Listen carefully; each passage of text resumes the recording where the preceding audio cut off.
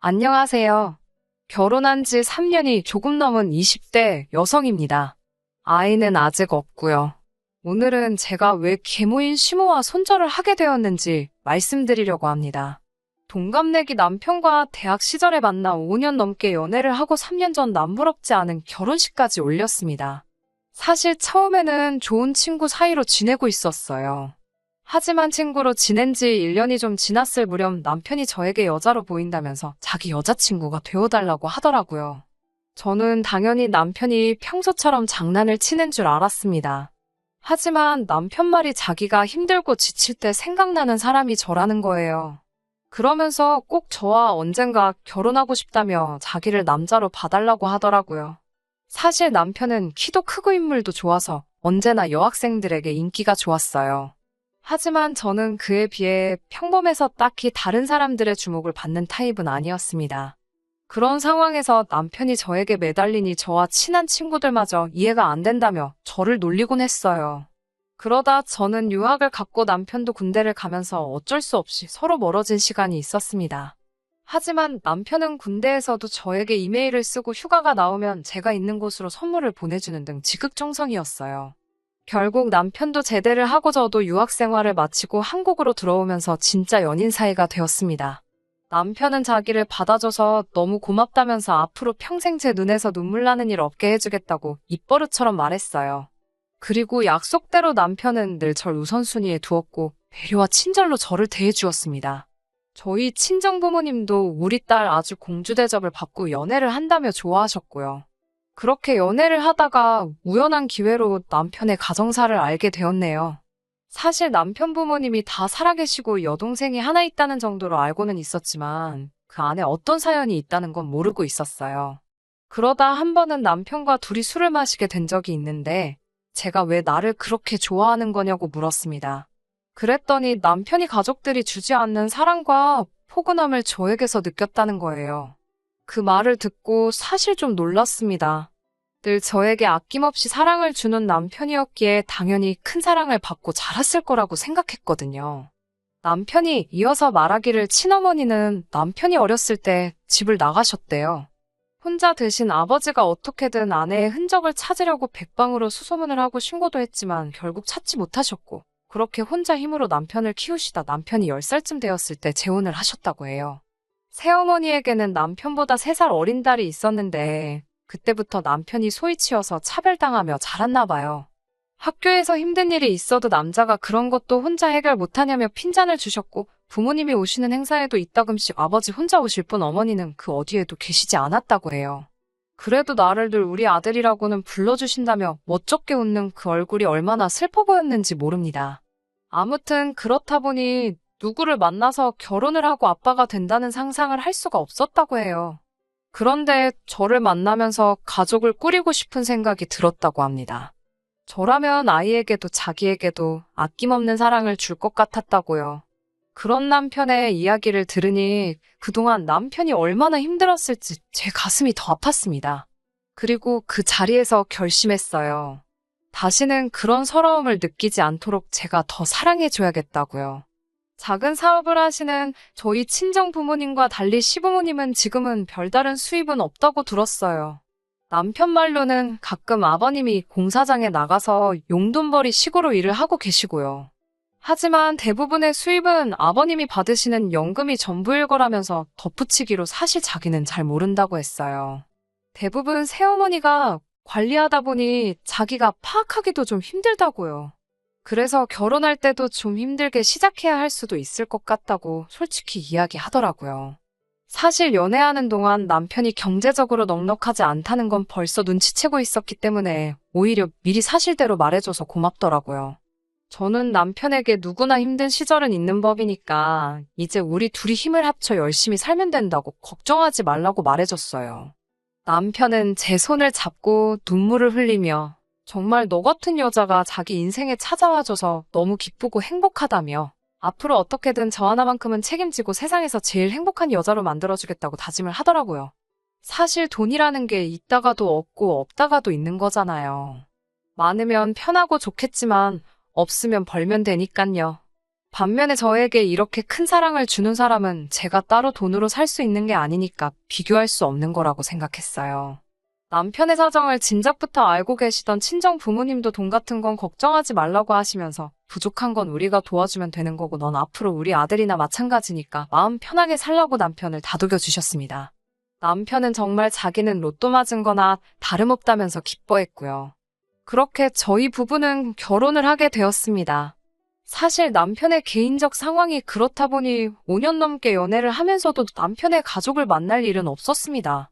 그러다 본격적으로 결혼 이야기가 나오면서 처음으로 시부모님을 만나게 되었어요. 남편에게 들은 것도 있고 그렇다 보니 부담스러웠던 것도 사실이에요. 그래서 큰맘 먹고 백화점 가서 단정한 정장도 사고 첫 인사에 들고 갈 선물도 사고 많이 신경을 썼습니다. 남편은 무리하지 말라고 했지만 그래도 남편 집에 가는 첫 인사인데 잘 보이고 싶은 게 당연하잖아요. 막연히 시모와 예비 신우가 저를 좋아해주면 좋겠다는 생각도 했어요. 내가 예쁜 짓을 많이 하면 우리 남편도 예쁘게 봐주지 않을까 그런 계산도 있었고요. 하지만 제 예상은 처음부터 보기 좋게 산산이 조각나 버렸습니다. 시댁에 도착해서 들어가니 시모랑 신우가 거실 소파에서 일어나지도 않고 저를 쳐다보며 왔니? 들어와라라며 차갑게 인사를 하더라고요. 저는 일단 집 안으로 들어가 이거 하면서 사간 꽃바구니랑 화과자를 내려놓았어요. 신우가 힐끗 보더니 어차피 시드는 거 뭐 저런 데다 헛돈을 쓰지 이러면서 들으라는 듯이 한 소리를 하더라고요. 그러더니 시모는 너 어른들한테 단 게 얼마나 안 좋은지 몰라서 이런 걸 먹으라고 사왔냐며 우리 아들이 맹꽁이 같은 여자를 좋아하나 보네라며 비꼬는 거예요. 처음부터 이렇게 욕을 먹으니까 눈물이 핑 돌더라고요. 그런데 지금 눈물을 보이면 절대 안 되겠다 싶어서 씩씩하게 웃으면서 죄송하다고 했어요. 다행히 남편이 이러실 거면 그냥 데리고 나가겠다고 하니까 시모가 내가 며느리 될 애한테 말도 편하게 못하냐면서 아이고 미안하다 하시더라고요. 남편이 한숨을 내쉬니까 오빠는 너무 물러서 문제라며 신우가 미안해요 언니 한마디 하더라고요. 당연히 가짜 사과라는 건 알았지만 남편 체면도 있고 하니까 그냥 아니에요 하고 말았어요. 남편은 저를 소개하면서 얼마나 제가 좋은 사람이고 제가 자기한테 중요한 사람인지 몇 번을 강조하더라고요. 그러면서 아무리 며느리여도 딸이다 생각하고 사랑해 주셨으면 좋겠다고 신신당부를 했어요. 시모는 귀찮다는 듯이 적당히 하라면서 저더러 보통 여우가 아닌가 보네. 우리 아들을 저렇게 구워 삶은 걸 보면 이라고 하더라고요. 어른이 말씀하시는데 말씀이 너무 심하신 거 아니냐고 따질 수도 없고 답답하고 화도 났어요.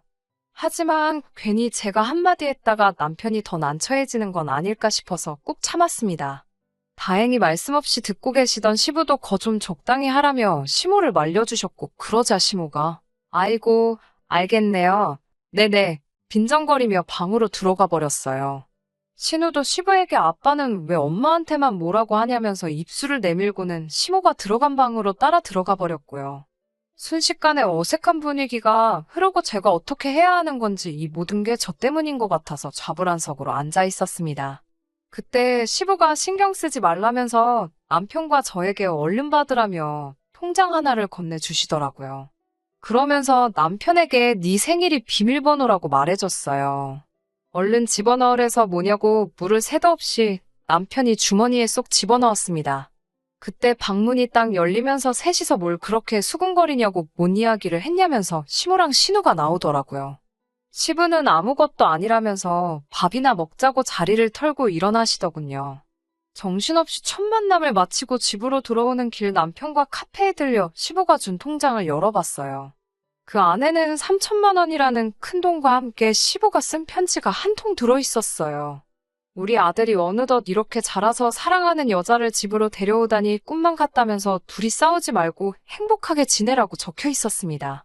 더 못해줘서 미안하다는 말씀과 함께 저에게도 아들 잘 부탁한다고요. 오늘 처음 뵌 시부인데도 그 절절한 아들에 대한 사랑이 느껴져서 코끝이 시큰해지더라고요. 남편도 눈이 벌게져서 금방이라도 울 것만 같았어요. 저는 남편에게 우리 아버님한테 잘하고 살자 진짜로라고 말하며 남편 손을 꼭 잡아주었습니다. 친정 부모님께 이 일을 말씀드리니 귀한 돈이니까 함부로 쓰지 말라며 좋은 사돈을 만난 것 같다고 좋아하시더라고요. 그런 친정 부모님께 차마 시모와 신우가 저를 어떻게 대했는지는 털어놓을 수가 없었습니다. 그렇게 남편과 저는 결혼식을 올렸고 친정 부모님이 원래 가지고 있던 소형 아파트에서 신혼살림을 시작할 수 있었습니다. 월세 안 내고 사는 대신 열심히 돈 벌고 모아서 독립하라는 친정 부모님의 배려였어요. 그렇게 신혼살림을 시작한 지 한 달쯤 지났을 무렵이었습니다. 집안일을 하고 있는데 시모에게 전화가 오더라고요. 전화를 받으니 다짜고짜 이따 저녁에 남편하고 시댁으로 오라고 했어요. 제가 무슨 일이시냐고 물으니까 이따 와서 이야기하자면서 전화도 딱 끊어버리셨습니다. 제가 남편에게 전화해 아무래도 심각한 일인 것 같으니 늦지 않게 집에 오라고 신신당부를 했어요. 남편과 시댁에 도착하니 시부모님과 신우 모두 저희를 기다리고 있었습니다. 그런데 예전과는 다르게 시모가 저에게 너무 따뜻하게 대해주는 거예요. 오느라 고생하지는 않았냐면서 갑자기 오라고 해서 미안하다고요. 그러더니 신우도 언니 하면서 저한테 말을 걸고요. 보통은 먼저 말을 거는 일은 없고 시비를 걸거든요. 제가 떨떠름해하면서 무슨 일 때문이시냐고 물었습니다. 시부는 고개를 푹 숙이고 아무런 말도 하지 않고 있었어요. 그러자 시모는 네 시아버지가 암에 걸렸다면서 한숨을 푹푹 내쉬는 거예요. 저와 남편이 놀라서 아버님을 바라보면서 이게 무슨 소리냐고 소리쳤습니다. 그러자 시모가 병원에서 다 검사하고 확인한 거라면서 이제 어떡하면 좋겠냐고 난리였어요. 제가 지금 몇 끼냐고 물으니 그런 건 모르겠고 나도 이제 다 늙었고 네 신우 시집도 가야 되는데 아픈 사람을 어떻게 돌보냐고 한탄을 하더라고요. 집에 아픈 친정아버지가 있다고 그러면 어떤 남자가 우리 딸을 좋아하겠냐면서요. 그러면서 저희더러 시부 병간호 좀 하라고 하더군요. 그 소리를 듣고 남편을 흘끗 쳐다봤는데 남편은 저를 바라보며 곤혹스러운 표정을 짓고 있었어요. 저는 남편이 그래도 시부에게 많은 의지를 하고 산다는 것을 진작부터 알고 있었기 때문에 매정하게 그렇게는 못하겠다고 할 수는 없었어요. 그러고 싶지도 않았고요. 그래서 제가 시부의 손을 잡으며 걱정하지 마시라고 저랑 같이 열심히 치료받고 건강해지시면 된다고 말씀드렸어요. 그러자 시부가 저를 바라보며 시집 온 지 얼마나 되었다고 내가 이렇게 짐덩어리가 되었다면서 미안하다고 하시는 거예요. 그런 저희를 보면서 시모는 아이고 눈물 나네라며 빈정거리기 바빴고 신우는 관심도 없다는 듯 핸드폰만 보고 있었습니다. 이런 두 여자랑 사시는 시부의 인생이 얼마나 외로웠을까 짐작조차 할 수 없었습니다. 다만 하루빨리 이 집에서 시부를 모시고 나와야겠다는 생각만 들더라고요. 그렇게 그 길로 시부짐을 챙겨서 저희 집으로 모셨습니다. 다행히 소형 아파트였지만 남는 방도 있었고 친정 부모님도 그게 자식의 도리고 사람의 도리라면서 잘했다고 하시더라고요. 그렇게 시부를 모시고 온 뒤 병원을 다니기 시작했습니다. 다행히도 2년간의 투병 생활 끝에 시부의 건강은 눈에 띄게 호전되었어요. 100%의 완치는 아니었지만 그래도 이제 거의 예전처럼 생활하실 만큼 좋아지셨습니다. 물론 투병 생활은 서로 힘들고 고통스러운 시간의 연속이었습니다.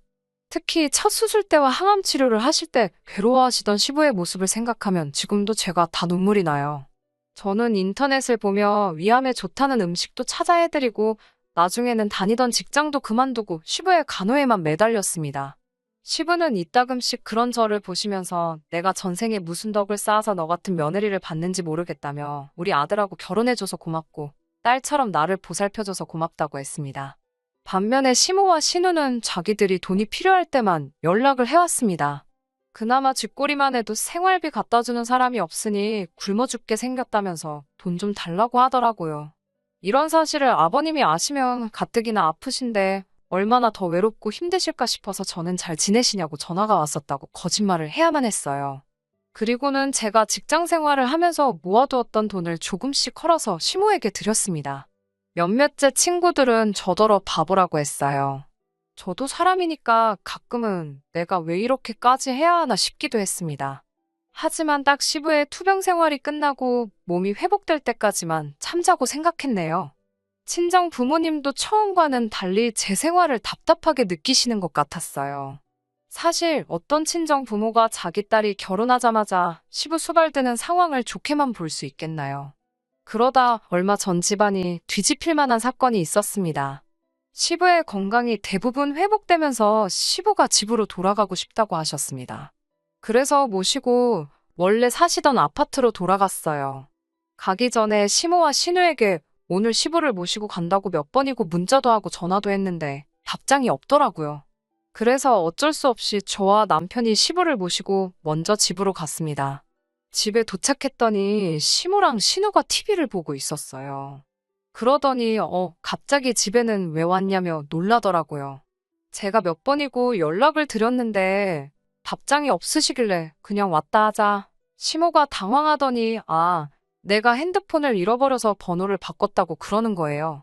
그런데 거실을 보니 여행 가방이 2개가 나와 있더라고요. 제가 어디 가시냐고 물으니 여행 가서 바람 좀 쐬고 오려고 한다고 집에만 있으니까 너무 갑갑해서라며 말끝을 흐리더라고요. 그런 시모의 모습을 보는데 제가 더는 화를 참을 수가 없었어요. 남편도 마찬가지였던 것 같아요. 제가 한마디 하려고 하자 저더러 참으라고 하더니 어떻게 사람이 이럴 수가 있냐고 시모에게 남편이 소리를 쳤어요. 남편이 암에 걸렸는데 해외여행 갈 생각이 드냐고요. 그러자 시모도 지지 않고 다 나섰구만 다 나섰으니까 집구석에 돌아오는 거 아니냐며 소리를 질렀어요. 그러면서 너는 내가 괴물하고 그러니까 다 색안경을 끼고 보는 거라면서 네 아버지가 죽은 것도 아닌데 내가 왜 여행을 못 가냐고 난리더라고요. 이런 모습을 보고 있는 시부를 어떻게든 일단 데리고 나가야겠다 싶어서 제가 시부에게 일단 나가자고 했어요. 그러자 시부가 제 손목을 딱 잡으시면서 아니다, 아가. 이제 내가 결정을 내려야겠구나. 라고 하시더니 다 그만하고 이리 앉아보라고 하시더군요. 시부는 시모를 말없이 한동안 쳐다보더니 당신은 내가 죽기를 바라지 않았어라고 묻더라고요. 그러자 시모가 무슨 그런 말이 있냐면서 정신줄 놨냐고 따지더라고요. 그러자 시부가 그런데 왜 저번에 내 병실에 와서 딸이랑 그런 소리를 했냐고 묻더라고요. 저도 몰랐던 사실인데 시부가 자는 줄 알았던 시모와 신우가 아니 그래서 안 죽는다는 거야? 그럼 사망보험금 못 받는 거야? 라며 대화를 나눴나 봐요. 돌이켜 생각해보니 한동안 좋아지던 시부의 안색이 급격히 어두웠던 시기가 있었는데 그때였던 것 같아요. 시모가 아무 말도 못하고 쩔쩔매자 신우가 나서서 아니 아빠가 죽으면 우리도 먹고 살아야 되니까 이야기를 한 거지 누가 아빠더러 죽으랬냐면서 쌀쌀맞게 대꾸를 하더라고요. 그러자 시부는 그래 너희도 살아야지 그래서 내가 방금 큰 결심을 내렸다고 하셨어요. 그러더니 시모에게 그래도 그동안 산정이 있으니까 당신이 관리하는 적금 통장에 들어있는 5천만 원은 당신이 가지라고 했습니다. 그 돈으로 딸 시집이라도 보내라고요. 그리고는 저희를 보더니 너희는 이 아파트를 가지라고 그러시는 거예요. 그래도 이게 대출도 하나도 없으니까 그냥 세금만 내면 될 거라면서요. 저랑 남편이 깜짝 놀라서 아니라고 저희는 이런 걸 바란 게 아니라면서 그런 말씀 마시라고 했습니다. 반면에 시모는 개거품을 물면서 20년을 같이 산 현모양처를 이렇게 버리는 게 어딨냐고 그랬어요. 그리고 아파트도 반은 자기 거라면서요. 그러자 시부가 당신이 몇 년 전에 나더러 노인 아파트 청약이라도 받으려면 이혼해야 된다면서 내가 싫다는데도 강제로 이혼 서류에 도장 찍게 만들지 않았냐고 그러니 우리는 부부 사이도 아닌데 왜 내가 당신한테 반을 주냐고 딱 선을 그으셨어요. 그러면서 시부는 시모에게 당신도 살림살이 정리하고 해야 할 테니 내가 일주일 시간을 주겠다면서 그 사이에 짐 빼라고 안 그러면 이제 서러움하고 지저분한 꼴 보게 될 거라면서 저희에게 한 일주일만 더 신세 좀 지자고 그러시더군요. 그 이후로는 저도 시부께서 좋은 이야기도 아닌데 더는 알 것도 없고 알 필요도 없다면서 잘 말씀해 주시지 않아 정확히는 모릅니다. 하지만 시모와 신우가 저와 남편에게 몇 번이고 전화해 네가 네 시아버지 좀 잘 달래보라고 저희를 설득하려고 들더라고요. 남편은 시부에게 도대체 그런 여자랑 왜 이렇게 오랫동안 같이 사셨냐고 물었대요. 그러자 시부는 그래도 엄마 자리가 비어있는 것보단 있는 게 낫겠지 싶어서 참으셨다고요. 아들이 나중에 장가갈 때 엄마도 없이 컸단 소리 들을까봐 걱정이 되셨다고요. 그러면서 시부도 남편에게 너는 왜 그렇게 참고만 있었냐고 물어서 남편은 그래도 아버지가 그분을 사랑하시는 줄 알았다고 그래서 아버지가 사랑하시는 분이니까 어떻게든 견디고 어른으로 대해드려야지 생각했다고요. 서로의 마음을 확인한 부자가 서로 엉켜 안고 눈물을 흘리는 걸 보니 며느리이자 아내인 제 마음도 말로 표현할 수 없을 만큼 벅찼습니다. 결국 시부의 뜻을 이기지 못한 시모는 시부에게 매달려 1,000만 원 더 받아서 신우를 데리고 집을 떠났습니다. 그리고 그 아파트로 저희 부부가 이사를 했어요. 근처에 작은 방 얻어서 혼자 살겠다며 며느리 시집살이는 죽어도 못 시킨다는 시부를 제가 어르고 달래서 지금은 셋이서 같이 살게 되었습니다. 제가 주말에 친구라도 만나고 오는 날이면 두 남자가 청소며 빨래도 해놓고 가끔 요리도 해놓더라고요. 친정 부모님도 저더러 이제는 정말 시집 잘 갔다면서 이제 아무 걱정도 없다고 하셔요. 저 요즘 정말 행복합니다. 끝까지 들어주셔서 감사합니다. 오늘의 사연은 여기까지입니다. 구독과 좋아요, 알람 설정 부탁드리고 더 좋은 사연으로 다시 찾아뵙겠습니다. 감사합니다.